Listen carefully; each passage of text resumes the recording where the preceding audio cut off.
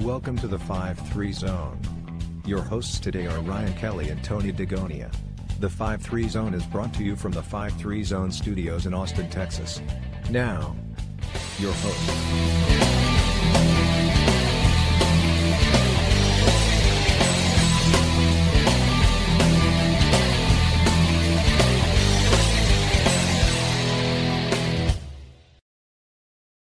Hey, this is Tony DeGonia.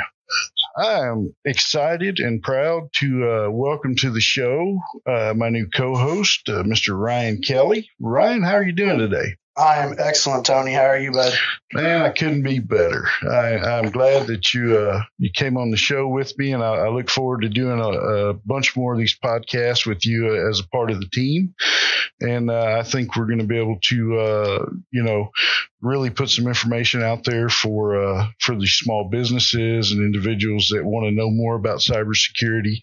And I think you can really help with forwarding the goal of the 5-3 Zone podcast, which is to essentially take the very technical and break it down to something that's understandable for common folks.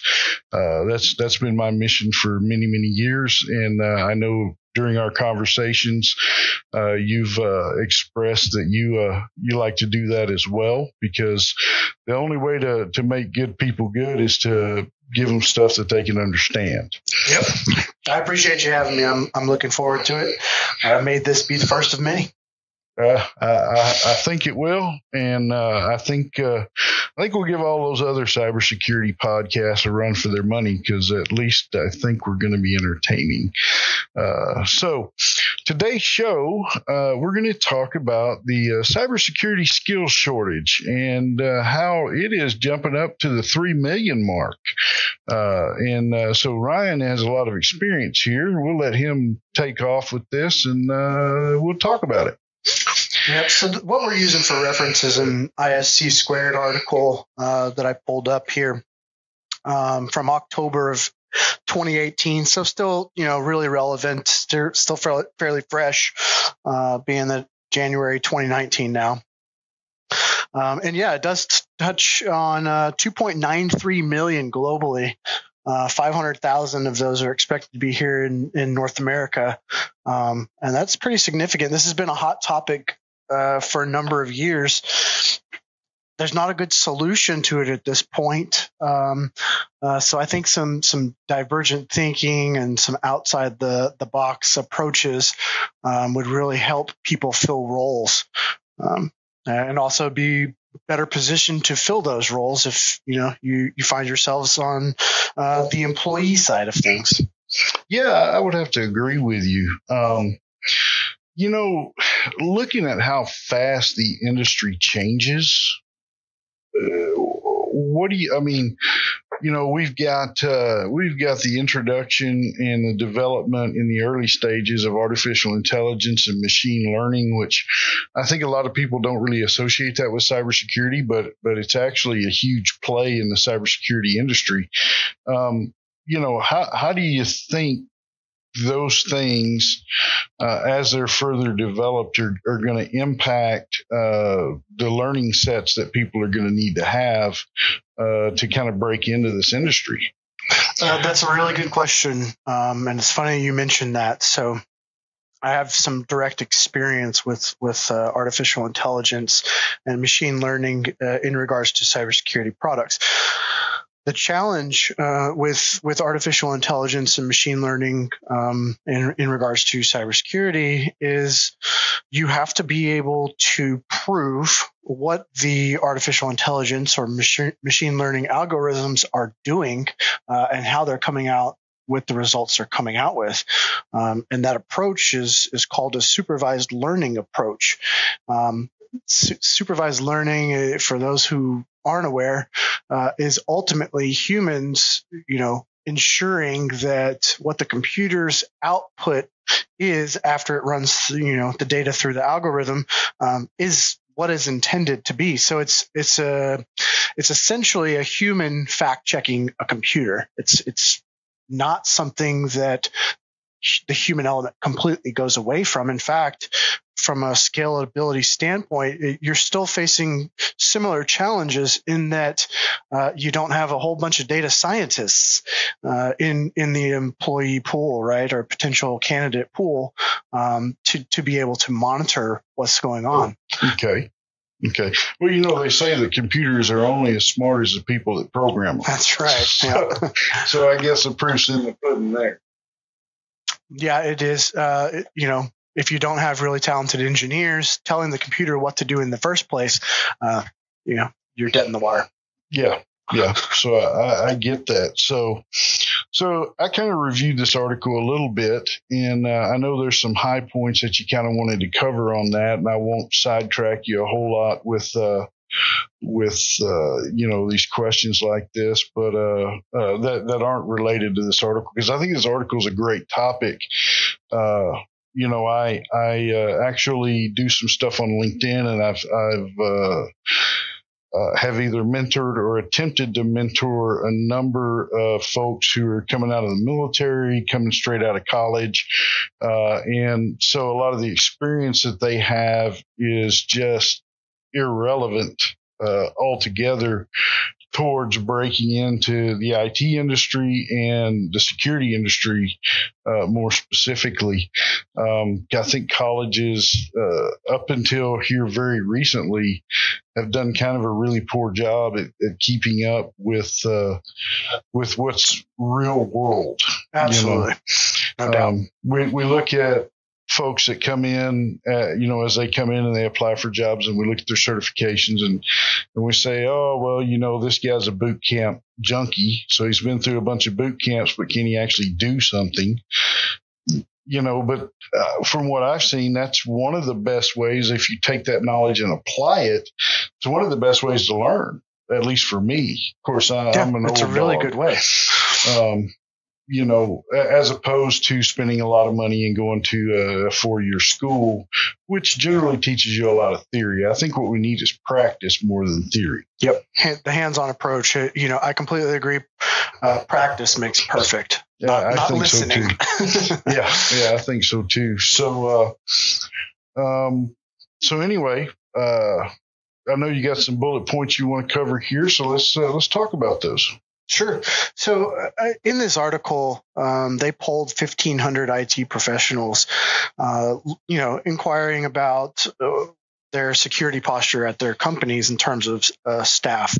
63% of the respondents said that they were short-staffed or had unfilled positions that they just could not fill. That's a big challenge, especially when you consider that, further down in the article, it's talking about a third of the companies, are saying that they do have the right staffing, but they don't have the right budget to continue to train that group of cybersecurity individuals to maintain their level of education, right? There's a lot of great bullet points in here. 48% say they're going to hire more cybersecurity pros, but 70% of those say it's not going to be enough, even if they do hire new people, which, that's that just speaks to how many openings you've got, to really meet the demand. And I really think there's a huge, with all the breaches that have occurred in the last, well, I could say all the way back to 2013, because that's when the big stuff started really happening with all the ransomware and, larger corporate hacks and things like that. But it's almost like a race to the top. How do you stay on top of hackers who don't have to play by the rules, but yet these corporate security departments, InfoSec departments, have a defined set of rules that they have to play by to defend against someone that has no rules. So that's kind of a tough deal. And one of our future topics I know we're going to talk about is STEM and women in STEM specifically. And that'll be a good conversation too. Yeah, and to bring that to point here, there's a huge I think women in cybersecurity is what about 15% of the total manpower within. It's ridiculously low. It's insane, and so that's part of the staffing needs is there's not enough diversity between male and female people that want to be in this. Of course, if you look around at a lot of the hacker groups, they're plenty diverse. Yeah, they're plenty diverse. There's a lot of women hackers, and boy, howdy, are they good. Yep. I follow a number of them on Twitter, and they follow me back, and they come up with some crazy stuff, man, that you'd never even think of, right? Because we don't think about it that way. We think about the defensive aspect of it. Yep. I think that's a big challenge too. A big area of opportunity. I have trained people in cybersecurity, and I've talked to a vast number of people in cybersecurity, and in sales and marketing, in whatever back office position at the cybersecurity XYZ company. 9 times out of 10, they don't have any actual cybersecurity experience. They're just doing the job that they were hired to do, and oftentimes, if it's sales or tech support or marketing or something like that, they're just learning the product right then and there, and they're positioning it and pitching it, and there's not any real world knowledge or experience that they can put behind those pitches. And that's a big challenge. Yeah, and with that being said, I mean, if you look at the different certifications, especially when you start talking about manufacturer type certifications, Cisco and Juniper are really the only ones that when you get one of their certifications, they require you to have the industry knowledge, not just the product knowledge.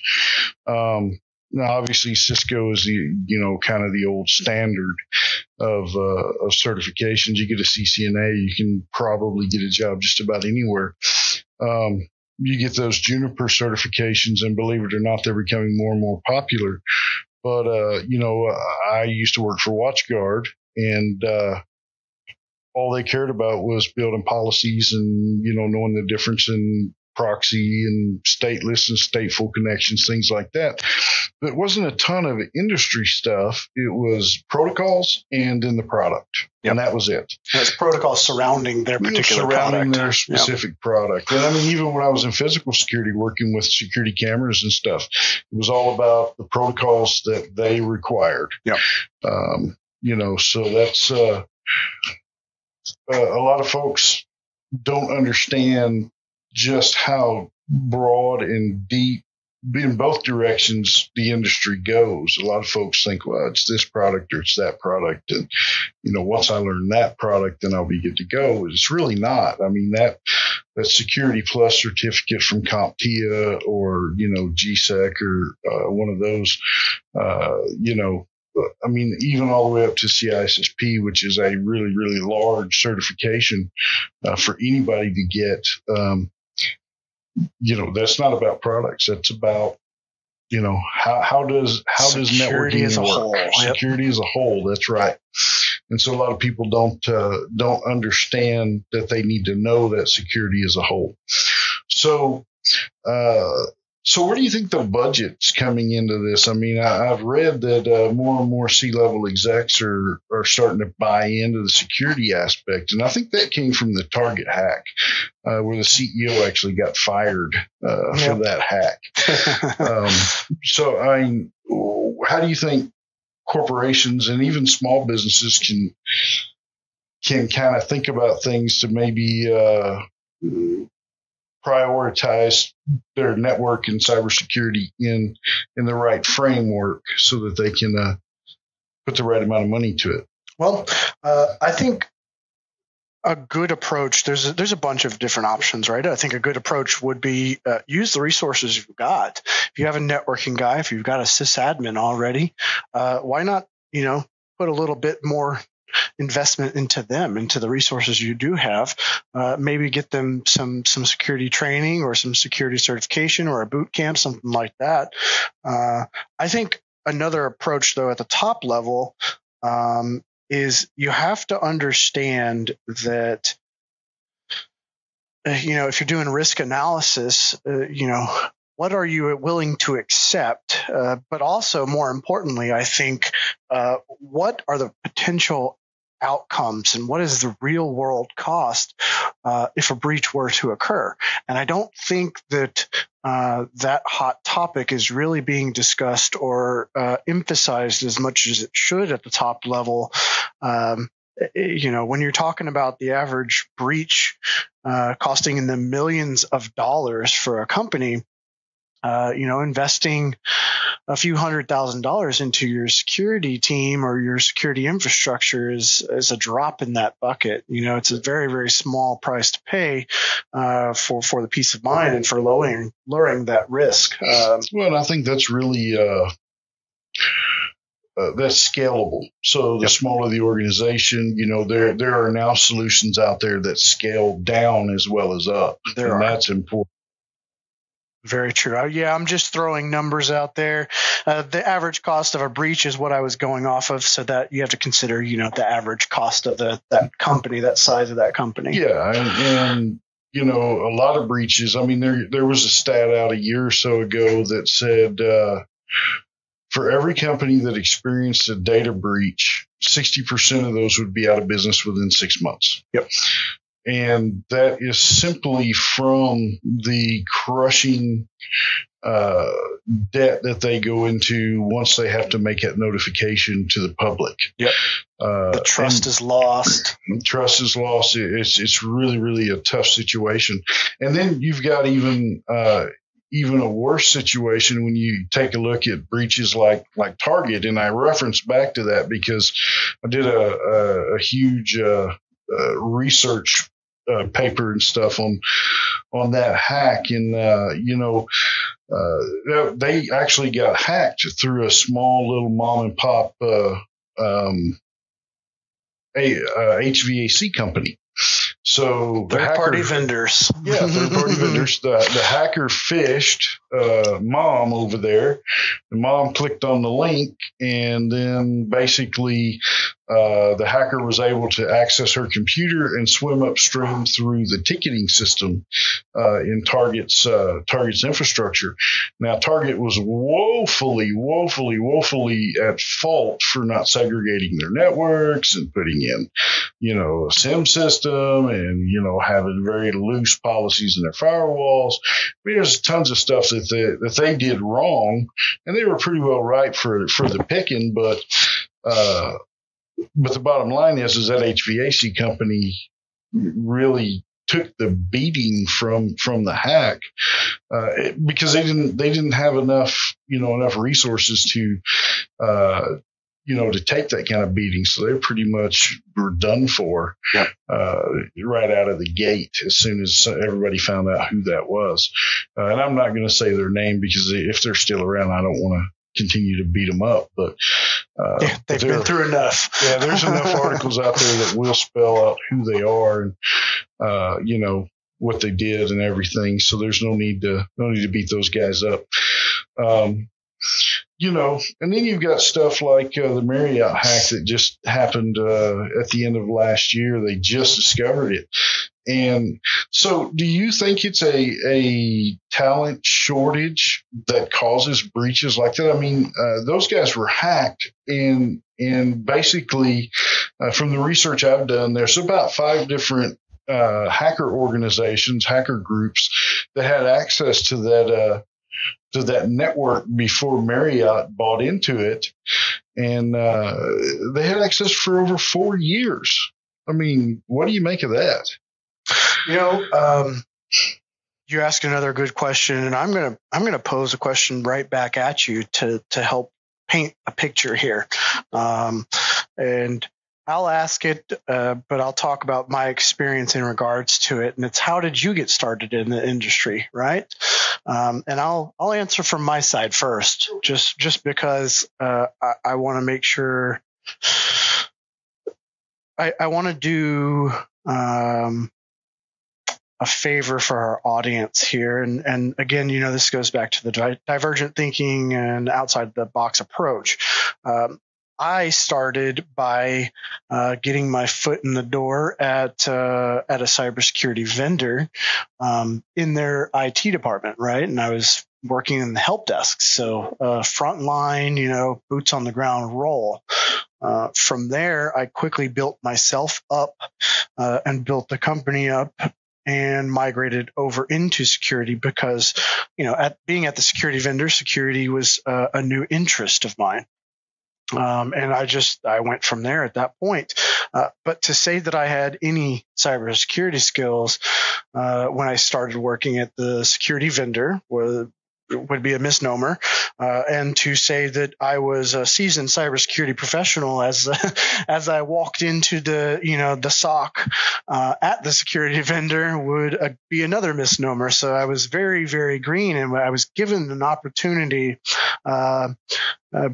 And I believe it was because I had some experience at the technical level, but I also, more importantly, had the curiosity and drive for constantly learning new things. And if you have those two things, if you have the aptitude, if you have the curiosity, and you have the drive to want to keep learning things, then you can learn whatever it is you point yourself at. That's exactly what I did. So back at you, Tony. How did you join the industry? So my journey started way back in 1990. I joined the military and was essentially in the Signal Corps. I came in, did that for 4.5, 5 years. And then I got out, and I was just about to go back to laying carpet, which is what I did before I got my first job in tech. That was crazy. I got my first job. I think I was making like $8 an hour straight out of the Army, 1995. I thought, man, I'm doing great. And I realized that $8 an hour wasn't enough money, but that's okay because I got a great learning experience. And I went to work for a small interconnect and IT firm out of Rockwall, Texas. And matter of fact, I'm still friends with the owner to this day. And so basically, I started off as Token Ring was kind of leaving, and Ethernet was really making a big play.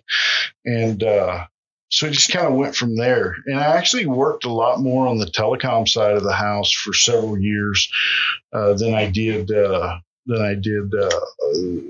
IT side.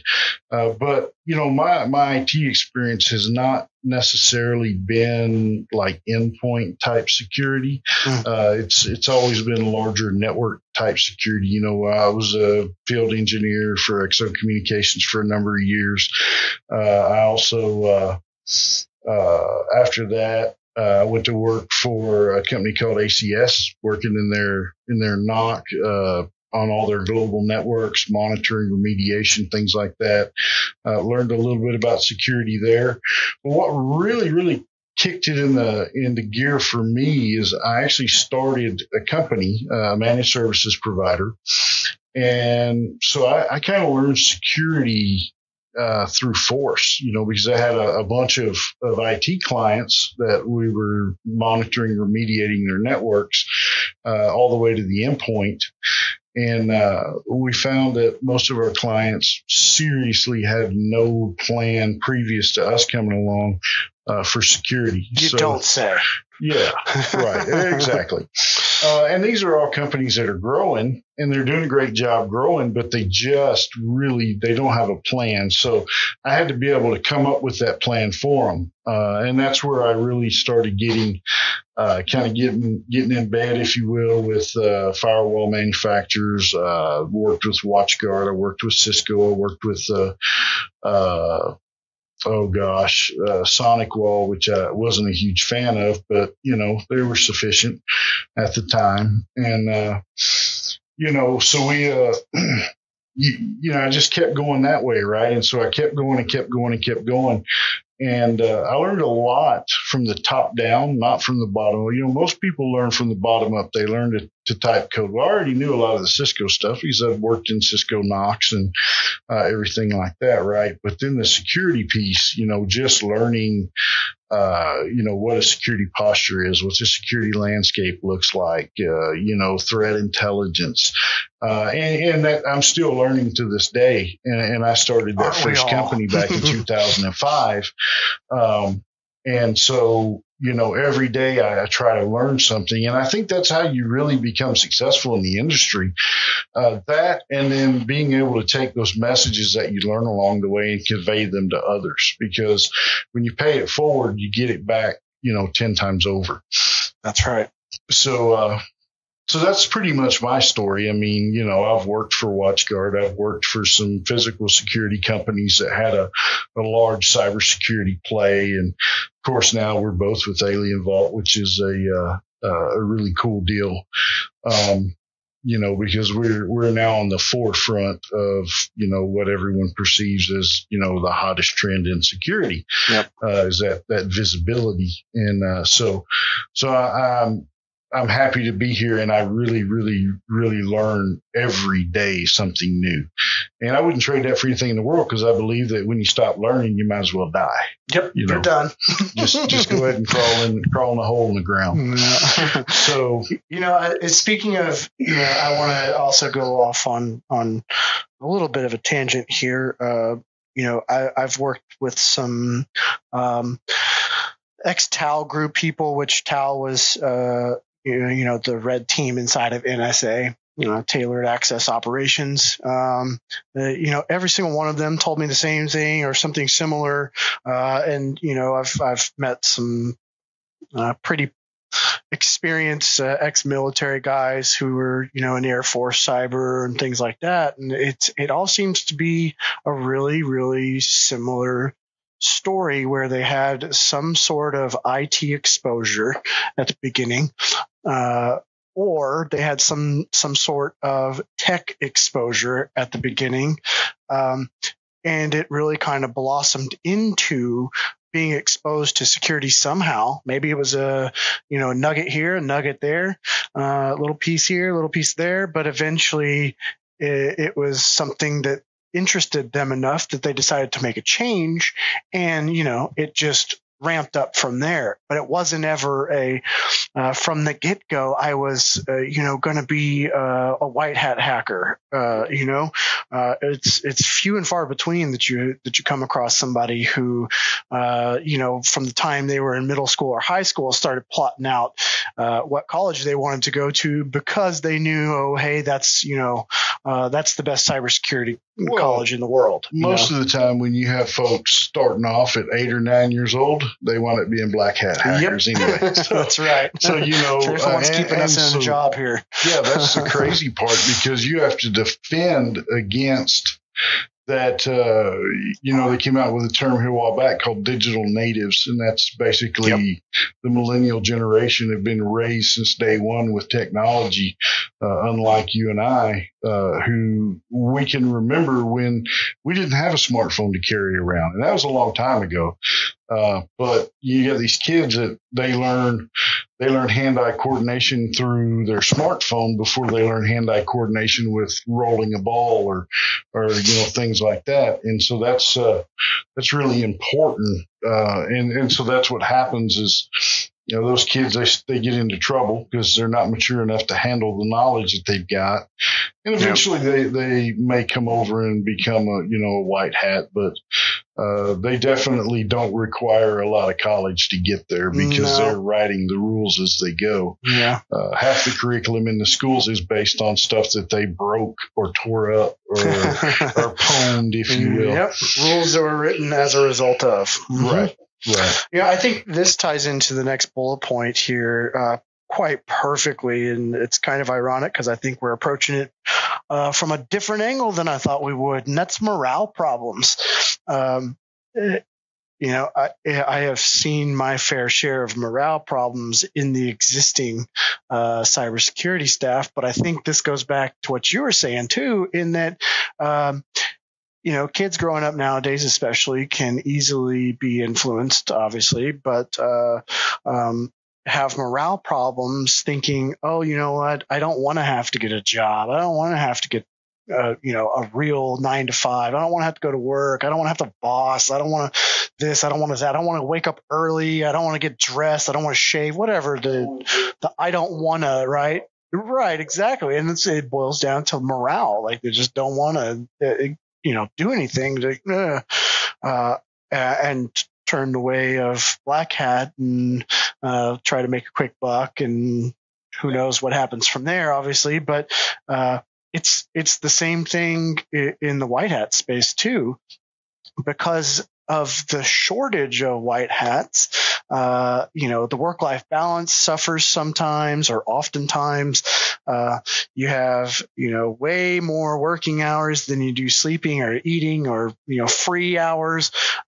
You're often overworked because you are understaffed, and it can be really, really taxing really, really quick for the people who aren't seasoned to working, 60, 80-hour work weeks, not seeing their friends and family very often. That could be a matter of efficiency too. Yeah, that's true. That's true.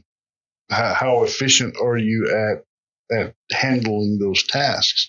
And so that just comes with experience. Unfortunately, as a white hat, it's difficult to just go out there and start hacking stuff. I mean, because you're supposed to be one of the good guys. So, you're kind of monitored a little bit, I think, from that side. So like I was saying, playing by the rules. So you have to play by those rules. Otherwise, you lose that white hat status. That's right. So, that's a great point you make there.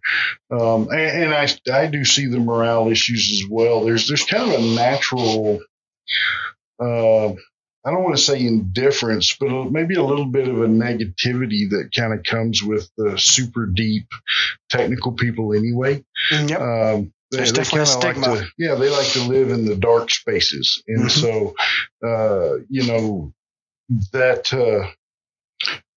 that morale issue, it doesn't take much to set it off anyway. And then from there, you just have a problem on your hand. But those things are going to have to change a little bit to attract some of the really bright young folks that are maybe looking at getting into this. And like with my own kids, I've got kids who are 14, 16 and 21, and I try to get those guys interested in tech. And, they want to use their smartphone and their computer, but when I start talking to them about, some of the technical aspects of the industry, they're just like, Dad, we just don't want to do it, man. We see what you've been through. We don't want to go there. My oldest son, he's like, I'll just be a car mechanic. That's cool, man. Make my own hours pretty much or whatever. And then, the younger two, the 14 and 16-year-old, she wants to be a cosmetologist, and he wants to, I'm not even sure, he wants to be a Navy SEAL. I told him he needs to start running now. Yep. And that, there's going to be a certain amount of this that infiltrates into the Navy SEALs. And, Absolutely. There's going to be some very technically savvy folks that are getting into those special operations branches simply because they're going to become more and more required skills. I think as cyber attacks, especially nation state type cyber attacks, start to grow, then we're going to see more and more of those becoming part of the special operations within the military. I agree. With the advent of the Cyber Command over the summer last year. Yep. Yeah, so, and it's its own arm. It's funny. You mentioned that you have one that wants to be a car mechanic. I think that in a not so distant future that having programming skills is going to be how you are a car mechanic, because ultimately they're going to be driving themselves. And if you don't know how to interact with the computer that's controlling that, then you're not going to be a mechanic. Well, absolutely. And there's a lot of articles out there right now about hackers actually infiltrating the computers in vehicles. And they're actually able to go up through the satellite, hit that vehicle, with a bug, with malware, whatever. And, you know, there's been instances where they've actually caused a vehicle to stop in the middle of a highway. Yeah. You don't even have to go up to the satellite. You can actually be on site, Yeah. you know, within a certain distance of the proximity vehicle. type connections. Yeah. Yep.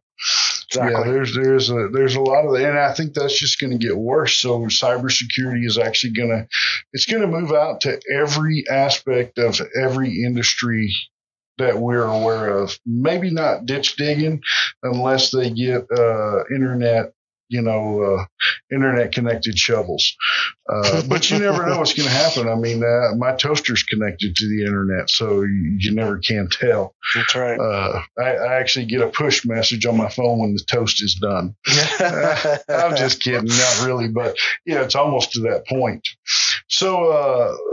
So I guess we've covered most of the bullet points today. Yeah, I think we have. You know, Okay. it just again for me it kind of boils down to I think that no matter where you are, no matter who you are, whether you're somebody who's looking to break into the industry or you're looking to fill a role, you either got to look, you know, for how do I get my foot in the door and start, you know, kind of working my way into security? Or if you're on the hiring end, hey, what resources do we have currently that we could maybe train up and invest in? Or can we maybe loosen up some of our hiring requirements? Maybe they don't have the real world experience. Maybe they don't have the certifications, but do they have the aptitude? Do they have the curiosity? Do they have that lifelong learning, you know, that will enable them to be successful if we bring them in and provide them the right training and the right resources? Yeah, because you can teach tech. Tech is not hard to teach. Nope. You can teach a lot of things, but there's a couple of things you can't teach. You can't teach curiosity. Nope. You can only inspire it. You can't teach creativity. And what I find from what I've been learning and hacking and doing some stuff just in my own personal lab, the more creative you are, the more creative you think about things, the more likely you are to find success in whatever you're trying to do. Yep, you're right. And especially in security. You know, that's a big characteristic. It really is. And you'd be surprised, even though something is designed to work a certain way, a lot of times a manufacturer doesn't know everything that their product will do. So if you can turn that around and make it do stuff better or cover an area that maybe there's not necessarily an invention out for yet, you know, that's where creativity comes in. Yep. So I think this is probably we're probably at the end of the show here. So you know, I really enjoyed this, and I look forward to the next podcast coming up very soon. We'll be launching this out sometime next week, and you can tune in and listen to Ryan and I go back and forth again. And we look forward to it, and we appreciate you guys joining us. All right. So y'all have a great day. Thanks, everyone. This concludes the show today. We are glad you joined us. You can find the show on iTunes, Google Play, Spotify, LinkedIn, Twitter, Facebook, and of course, on the Cyber Simplified website at www.cybersimplified.com. Thanks for joining us, and we look forward to seeing you soon.